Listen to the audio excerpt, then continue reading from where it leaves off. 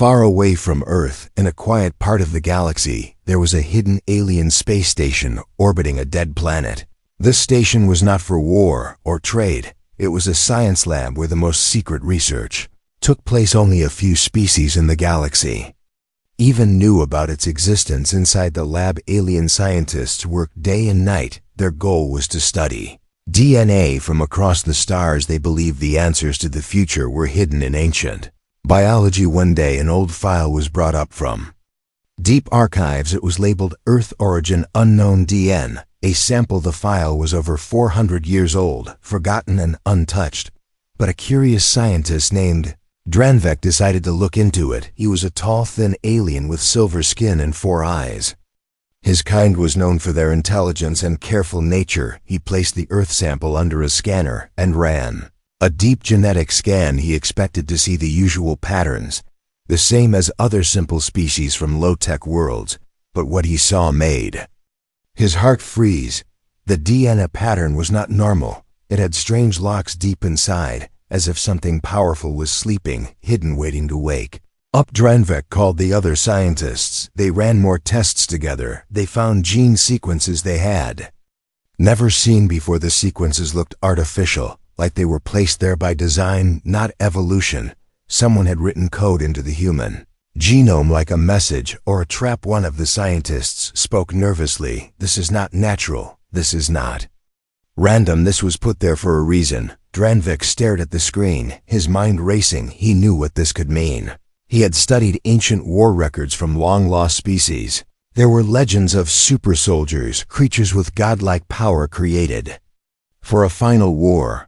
But no one had ever proved they were real, until now. He whispered to himself, could it be humans were never just animals? They were made for something greater. Meanwhile, far away on Earth, a young man named Ethan was living a normal life. He worked as a ship mechanic on a small port colony near Mars. He had always felt different, faster, stronger, better than others. But he kept it to himself. One day, an alien cargo ship landed at the port. It carried strange minerals from a distant system. One of the crates broke open and released a blue mist. Everyone nearby fell sick, except Ethan. He stood in the middle of it, breathing calmly, not even coughing. The others were rushed to the med bay, but he remained perfectly healthy. In fact, he felt better than ever. That night, Ethan had a strange dream. He saw flashes of war planets, burning voices calling him a giant machine, speaking in a forgotten language, and a symbol glowing on his chest. He woke up sweating, his heart racing. He looked in the mirror and saw something in his eyes, something new, something bright. Back on the space station, Dranvek watched the screen in horror. The human DNA was reacting to recent galactic signals. Something was triggering the ancient code. Something or someone had started the countdown. He turned to his assistant and said, we have to warn the Council. If we don't stop this, the humans will awaken, and no one will be able to stop what comes next. But the assistant hesitated. If we tell them, they might destroy Earth preemptively. Drank nodded. That is the risk. But if we don't tell them, the risk may be even greater. He sent a silent message to the Galactic Council marked Priority Red. Hidden in the message was one line: the Supersoldier formula is real, and it lives in humanity on Earth. Ethan tried to go back to his normal routine, but things kept changing. He lifted heavy crates like they were paper. He ran faster than vehicles. He saw things before they happened. His coworkers started to notice. One of them whispered, he's not human anymore. One evening, a stranger arrived at the port, tall and dark, clothes with skin like pale stone and red glowing eyes. He watched Ethan for hours, then sent a signal from his wrist device. Target confirmed. Human specimen shows signs of activation. Ethan felt a chill run down his spine. As the stranger followed him through the alley, he turned and asked, who are you? Stranger smiled and said, I am here to take you home. Before Ethan could respond, a flash of light hit the sky. A ship appeared above them, dark, silent, and shaped like a blade. It hovered without sound as a ramp lowered, and more figures stepped out, all dressed in black armor with strange weapons glowing with green light. Ethan took a step back, but something inside him told him not to run. He clenched his fists. His skin began to glow. His heartbeat slowed down, and his voice deepened without fear. You picked the wrong human. From deep space to Earth, something had been triggered, a code written long ago by hands not of this world, was now awake, and the galaxy would never be the same again. This was only the beginning. The ship above the port floated like a shadow, cutting through the sky, silent, powerful, and watching the team of black, armored aliens moved with perfect control, as if they were not just soldiers, but something else entirely, something trained to deal with dangers far beyond normal threats. Their weapons were aimed, but they had not fired yet. They were studying Ethan, scanning his body, his movement, his reaction. The red-eyed alien, who had first followed him, stepped forward and spoke again, his voice smooth like metal under pressure. "You are one of the chosen. The formula in your blood is ancient. You are not meant to live a simple life. You are something more, something designed for war." Ethan did not understand all of it, but something inside him recognized the words, not in memory, but in instinct. His hands clenched, his muscles tightened, his hearing sharpened. He could hear the heartbeat of the soldiers, feel the hum of their ship above him, sense the energy building in the air, and without knowing how, he moved. His foot slid back, his spine straightened, his breathing slowed, and he entered a stance he had never been taught, yet his body remembered it as if from another life. Soldiers took a step back, surprised. The red-eyed one raised his hand and made a gesture that stopped them from attacking. "Not yet," he said. "Let us test the activation level." The moment he finished speaking, a pulse of sound hit Ethan like a wave. It was meant to knock him unconscious, but it only made him angrier. His eyes flared with light, his blood roared, his hands grabbed the nearest metal crate and threw it across the port. It flew like a missile, crashing into the side of the alien ship with such force that the hull dented, and alarms began to blare on the other side of the galaxy. The Galactic Council received Dranvek's message. The council chamber was filled with over 100 species. Most of them had never considered humans a threat. They called Earth a backwater world, a primitive place with weaklings and savages. But the message changed everything. Dranvek stood before them, showing images of the fuzz DNA scan highlighting the locked gene sequence, then showing Ethan's recent awakening through a stolen camera feed. The room fell into silence until the old Kernan leader spoke. "If what you say is true, then humans were never a mistake. They were made for something far worse than we imagine." Ed Dranvek nodded and replied, "I believe the humans are the product of a forgotten war program, a supersoldier initiative, seeded by an unknown race, hidden for thousands of years, until something or someone triggered it again, back on Earth." Ethan escaped the port before the soldiers could regroup. He ran faster than he ever had before, but it was not fear that drove him. It was instinct. His body told him where to go. Without reason, he reached the edge of the old ruins outside the colony walls, ruins thought to be from an extinct human tribe. But when he touched one of the broken stone pillars, a panel opened, revealing a small glowing device. It pulsed in sync with his heartbeat, and when he touched it, memories that were not his own began to flood his mind. He saw visions of ancient cities, not on Earth, but in the stars. He saw humans in silver armor flying through space, leading armies, defeating monsters, speaking in languages not recorded in any book. He saw the creators, tall beings with golden skin, programming the genome with care and precision. One of them looked directly at him through the memory and said, "When the time is right, you will awaken and carry our legacy forward." Ethan collapsed to the ground, gasping but stronger than before. His eyes opened fully, glowing with blue light, his muscles denser, his senses clearer. The device in his hand attached to his wrist, locking itself like a living bracelet, and a map began to appear in his mind, showing points across Earth where others like him were sleeping, waiting to be triggered. In the council chamber, chaos erupted. Some wanted to destroy Earth before the activation spread. Others believed the humans could be controlled, trained, used in future wars. But one thing was clear: no one could ignore them. Now humanity was no longer the weakest link. They were a sleeping power built to survive, evolve, and fight beyond the limits of normal biology. Meanwhile, the red-eyed soldier reported back to his command ship, "The human is more advanced than we expected. His activation is stable and spreading across the planet. Request new orders." The reply came quickly: "Do not engage again Until backup arrives, observe and prepare containment, if possible, if not terminate, with extreme force. Ethan returned to the colony briefly to say goodbye to his sister who had seen him change and feared him, but he told her, "This is bigger than me. I don't know what I am becoming, but I have to find out before they find all of you."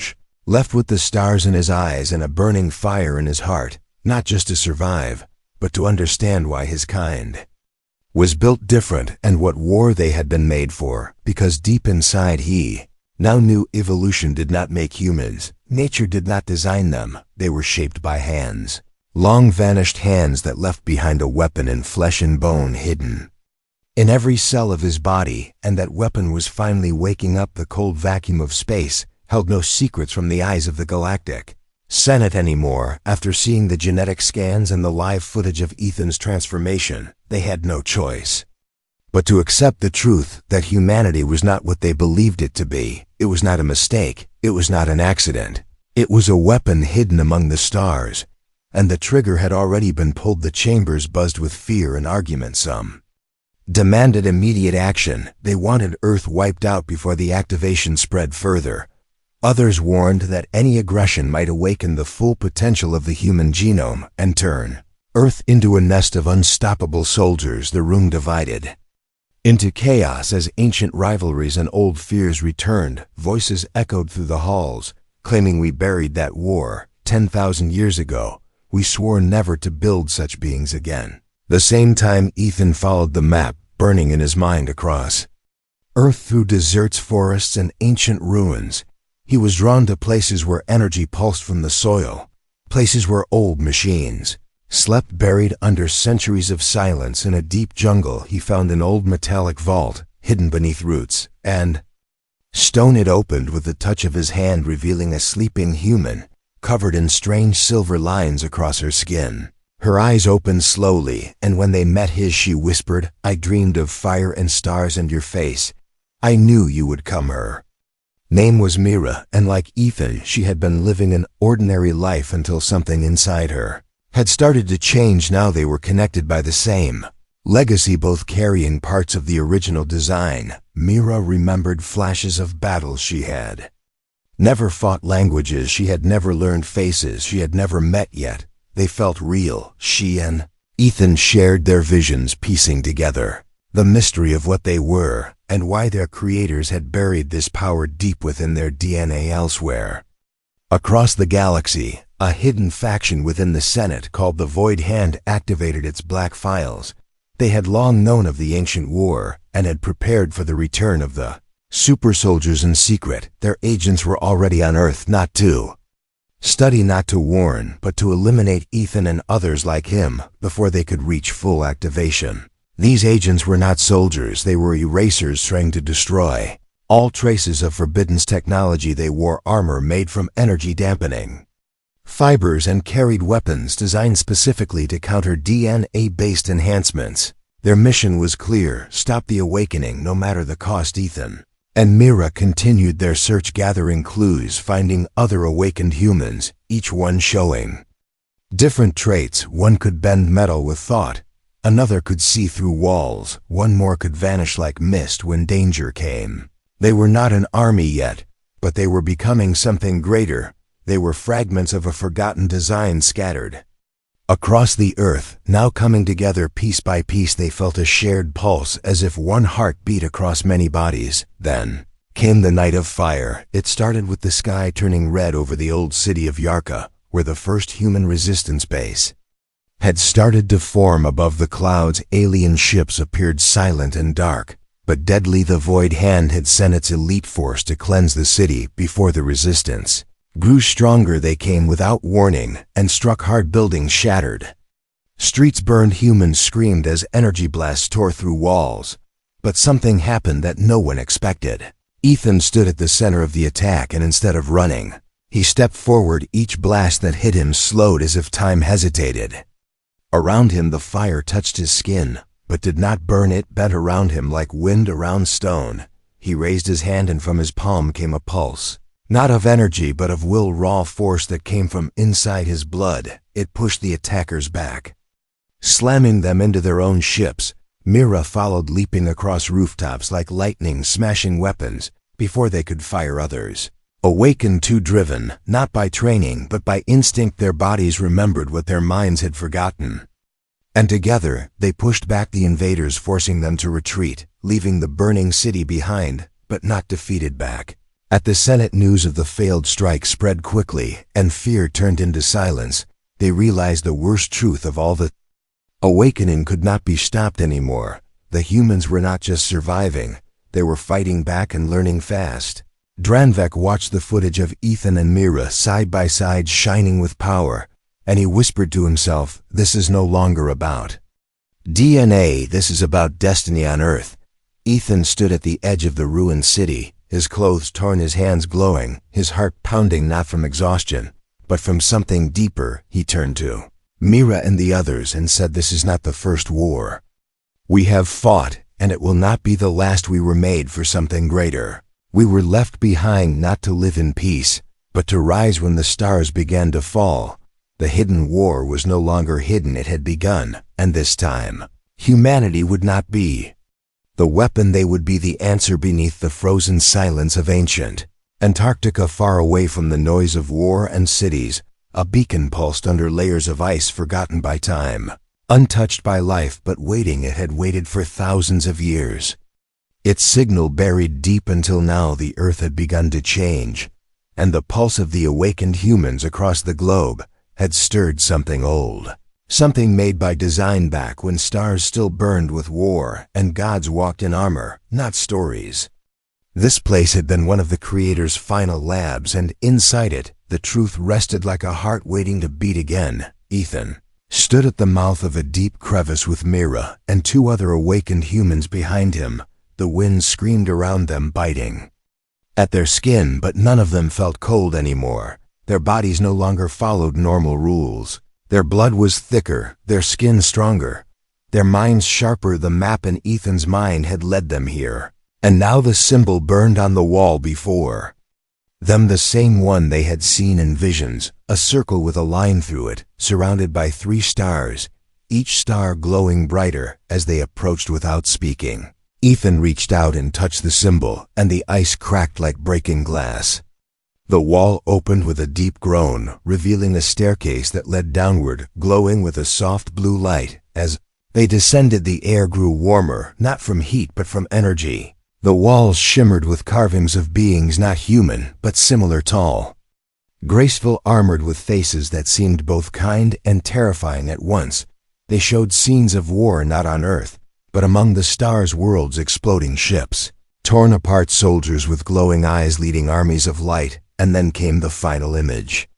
A group of those beings placing their hands on a swirling sphere of DNA, the same sequence hidden in every human they had ever tested, and beneath that image was something even more shocking: the human, standing among the creators with the symbol burning in his chest. Inside the central chamber, they found a pod unlike anything they had seen before, tall, wide, and humming with slow power. Something rested inside.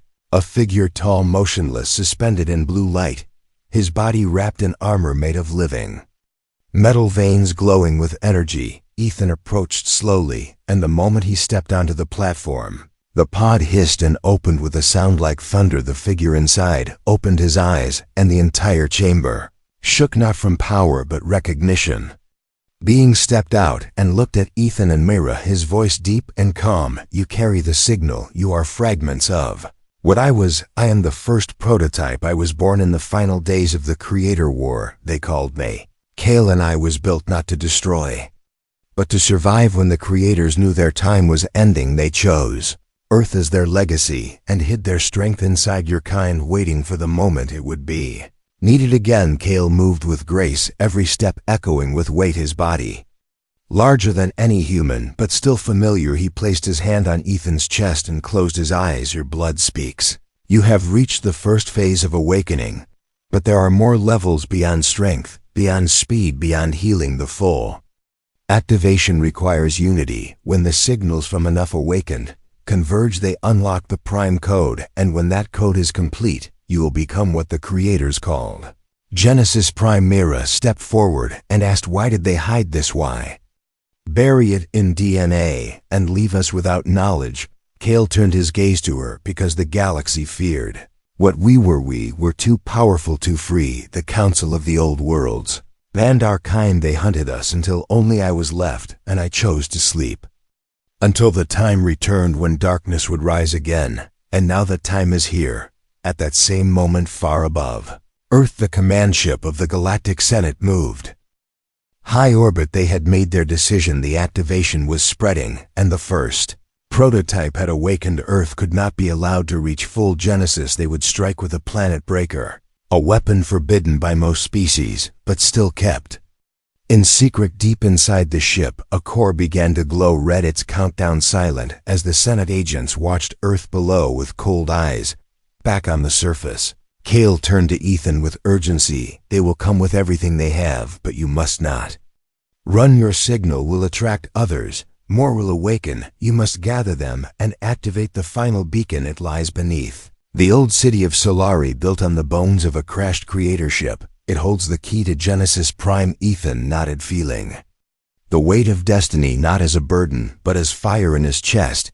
He looked at his team, at Mira, at Kale, and said, "Then we move before the stars fall." Again, as they left the chamber, the walls lit up behind them, symbols flashing faster than before. The lab had done its duty. It had awakened the last memory of the first prototype, and with that, Kale walked again, not as a relic, but as a leader beside the children of Earth, forged by time and ready for war. The sky above Earth darkened with the silent approach of the Senate's war fleet ships. Shaped like blades, moved through the atmosphere. Without sound, each one carrying weapons designed not to conquer, but to erase the planet. Their mission was simple. They would not allow the human genome to reach full activation. They would stop the rise of Genesis Prime before it could begin. But down on the surface, deep in the heart of the old city of Solari, Ethan and his team moved through ruins lit by glowing symbols. Ancient walls responded to their presence, doors opened to the touch of their hands, and machines long dead stirred awake as if welcoming them home. Kale led the way, his armor now gleaming with renewed strength, his voice steady and calm. With every step, more humans joined them, not ordinary people, but those who had begun to awaken across the planet. Some had dreamed of fire, others of stars. Some had lifted cars without effort, others had walked unharmed through fire. They came from all nations, all walks of life, but they shared one truth. Something in their blood had changed, and they had heard the call. Now they followed Ethan, not because he was the strongest, but because he was the first to stand against the fear and step toward the unknown. As they moved deeper into the ruins, Ethan felt the pulse grow stronger. His vision blurred with flashes of the past. He saw the creators again, watched as they coded the human genome, saw them hiding pieces of their knowledge across Earth, one in the ice, another in the jungle, one in the sky, and the last in the fire city of Solari. He saw their fear as their enemies closed in, and their hope as they sealed their legacy in flesh and bone. He understood now. They had not left weapons, they had left seeds, and Earth was the garden. The final chamber opened before them, vast and filled with blue light. At its center floated a sphere made of crystal and memory. It hummed with power and pulsed in rhythm with Ethan's heart. Kale stepped forward and spoke. "This is the Prime Beacon. It was never meant to be found alone. It only opens when enough signals gather, and today they have. The time has come." Ethan placed his hand on the beacon and felt the world tilt. The chamber filled with light, and from the walls, holograms burst into life, showing the story of the creators, their war, their fall, and their hope, in the form of Earthborn beings stronger than any before. Above them, the Senate ships began their attack. Beams of fire fell toward the surface, targeting the ruins, but the beacon responded before the blasts could hit. A shield erupted around the entire city, not made of metal or energy, but of will. Thousands of awakened humans across Earth felt it at once. Something inside them unlocked. Their eyes glowed, their blood surged, and a single word echoed in every mind: awaken. In the cities, on the mountains, in the oceans and deserts, people stood still as their bodies changed, their minds filled with knowledge they never studied, and their hearts beat in perfect sync with the Prime signal. They were no longer just people, They were parts of a living network designed to survive extinction and rebuild the future. The awakening had begun not just for warriors but for healers, builders, thinkers, and leaders, all crafted in secret across generations, now standing together in orbit. The commanders watched as their weapons failed, as their systems shut down one by one. They saw their ships fall from the sky, not from any attack but from interference. Their machines could no longer process the data. The beacon had changed the rules of the battlefield, and Earth was no longer the same planet they once ignored.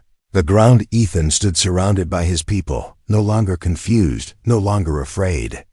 He looked at Mira, who stood beside him, her eyes glowing with golden fire, her voice steady. "We are not what they thought. We were not weak, not broken. We are the answer to a question they were too afraid to ask." Kale raised his hand, and the ground beneath them shifted, revealing an army, not of machines, but of people, each one awakened, each one ready. The message was clear. Humanity had been shaped not to destroy, but to rise in the time of greatest danger, and now that time had come, and the galaxy would see what it truly meant to be human, to be born from the ashes of a forgotten war, and to stand not as tools, but as the future. Ethan stood at the threshold of the chamber, with lights swirling around him, Kale and Mira flanking his sides while the others formed a loose ring beyond them.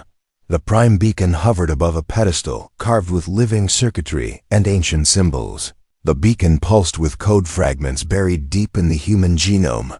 Each pulse carried a piece of the Creator's design waiting to be unlocked, but the sequence was incomplete. It required a bridge, a living key built from the unity of awakened humans.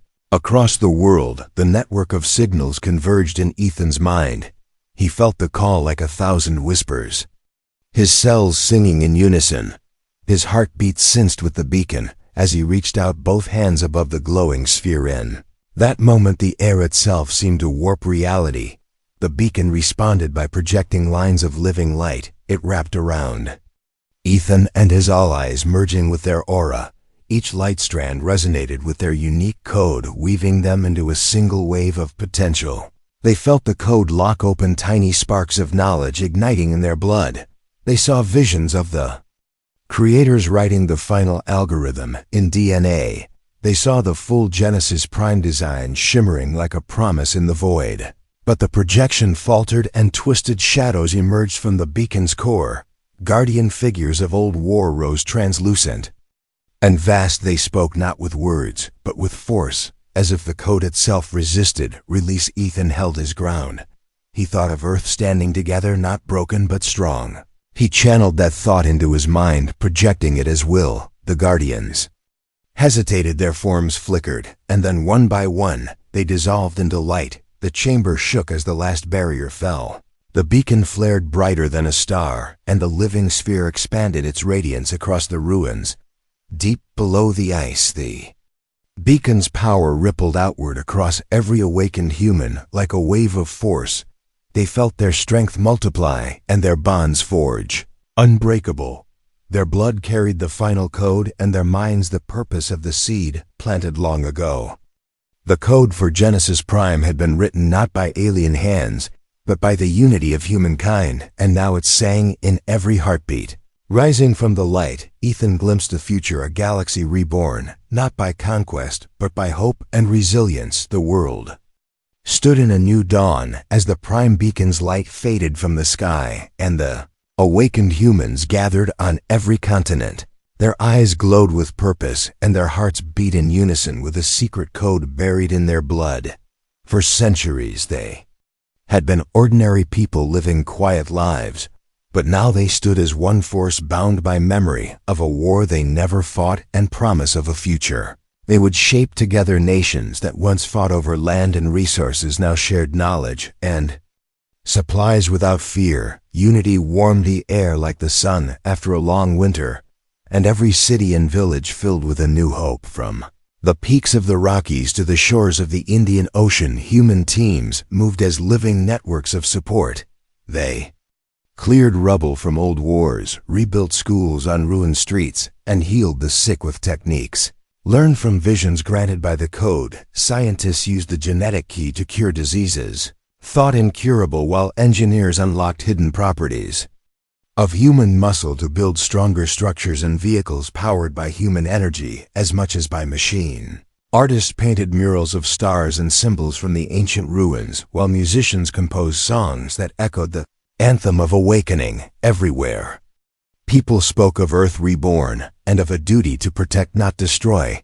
Above the planet, the Galactic Council watched as their fleet limped away in silence. They had come to destroy Earth, but found an army of living light instead. Their attack had failed. Not because of weapons, but because of unity and will. The Council sent envoys in white ships that drifted gently through the atmosphere, carrying banners of peace. They landed near the ruins of Solari, where Ethan and Kale stood with Mira by their sides. Were dozens of awakened humans, each bearing a symbol of unity carved into their skin. Ethan stepped forward as the first human to awaken fully and offered a hand in greeting. His voice rang clear across the assembly. "We did not choose this power to fight you, or to conquer worlds. We found it hidden in our own blood, and now we use it to heal the wounds of a galaxy torn by fear and war. Welcome to Earth together," he said. "Let us build a new alliance based on trust and understanding." The envoys lowered their weapons and returned his gesture with cautious smiles. Earth had passed its first test not by might, but by mercy. A new council formed on Earth, called the United Earth Defense Council. It included leaders from every awakened region, diplomats from old worlds, and the first prototype. Kale, as guardian of the code, meetings took place in floating halls that balanced human and alien architecture. People spoke with simple words about shared goals of peace, exploration, and the defense of life. Earth would offer medical aid to any world in crisis, environmental help to dying planets, and protection from threats too great for any single species. Thousands of ships were built with human designs infused with alien technology, and crews trained not as soldiers but as peacekeepers. In the months that followed, Earth entered a golden age. Science advanced at a pace unseen before. Humans learned to travel faster than light without harming ecosystems. They planted forests on barren worlds and taught farming techniques that grew food in deserts and ice plains. Alike, artists from Earth toured the galaxy, drawing crowds with stories of human compassion and resilience. Children from distant worlds learned Earth's languages and customs, while Earth students studied alien art and philosophy. The galaxy saw that power need not break or bend, it could heal and inspire. Yet, in the quiet corners of space, ancient forces stirred in dark pockets beyond the Council's reach. They watched Earth's rise with interest and fear. Some plotted to seize the code for themselves, while others wondered if humans would stay true to their promise.